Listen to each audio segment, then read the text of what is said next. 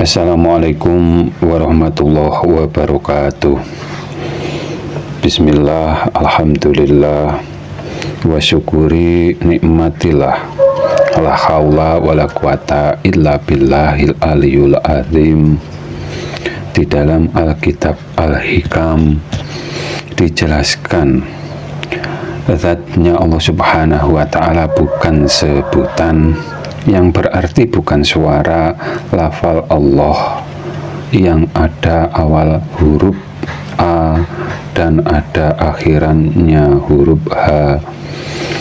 Bila belum pernah mengaji atau belajar ilmu tauhid sampai ke dalam rasa yang ada pada jiwa yang berhubungan atau berdekatan dengan ruh atau rohani, jangan pernah mengaji atau belajar atau mendengarkan kajian kitab Al-Hikam, karena dalam kenyataannya ada seorang teman yang salah paham atau gagal memahami dengan kalimat yang ada di Al-Hikam yang berbunyi zatnya Allah subhanahu wa ta'ala bukan sebutan dan dipahami sebelum bayi diberi nama itu sama dengan yang dimaksud kalimat di kitab Al-Hikam.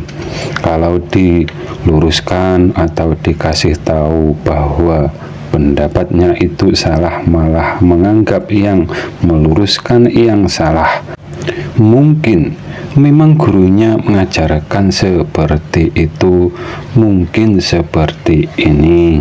Maka di dunia inilah pahamilah bahwa diri Bapak Ibu itulah nyatanya Allah.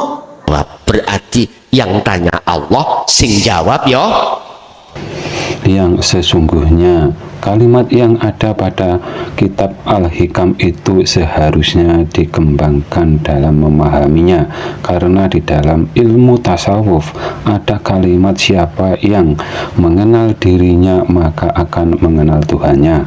Kalimat ini memang benar adanya, akan tetapi bila dalam memahami diri sendiri tidak tuntas atau ada kesalahan, maka dalam memahami zatnya Allah subhanahu wa ta'ala pun pasti salah kaprah, seperti teman atau video di atas tadi. Sebutan berarti yang berhubungan dengan suara, yang berarti berhubungan dengan mulut dan telinga saja, sedangkan diri manusia terdiri dari panca indera, pikiran, hati, ruh, dan jiwa. Setiap bagian itu makrifatnya atau yang dipahaminya berbeda-beda antara satu dengan yang lainnya, tidak sama.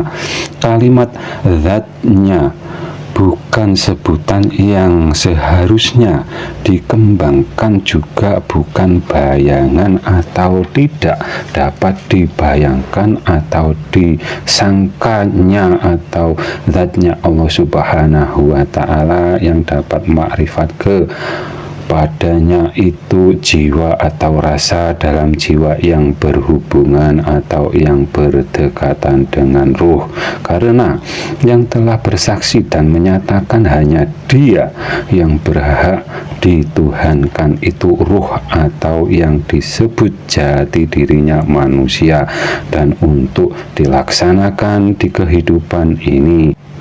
Bila di dunia buta dengan Dia, maka di akhirat akan buta dan hanya merasakan panasnya api neraka karena janjinya tidak dilaksanakannya.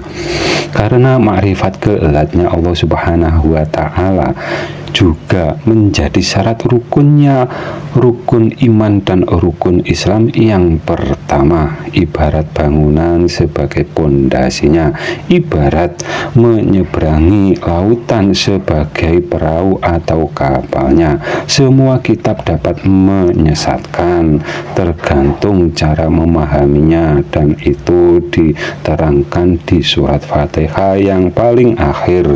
Begitu juga bagi para pemimpin bangsa atau yang dikasih amanat sebagai pemimpin, bila hanya mencari harta benda, bersiaplah untuk merugi kelak di sana. Karena setiap diri ada janji kepada dia, dan kalian juga berjanji di awal melaksanakan tugas atau amanat bangsa ini, dan jangan menuhankan diri sendiri atau menyesuskan dirimu sendiri. Kekuasaanmu jauh di bawah kekuasaannya dia, dan wewenangnya yang mutlak hanya untuk wewenangnya dia saja, dan jangan kalian rampas wewenangnya dan haknya sesama manusia, dan penuhi janji saat awal menerima amanat jabatan tersebut. Apabila ada kata yang salah, kami mohon maaf. Akhirus salam. Wassalamualaikum warahmatullahi wabarakatuh.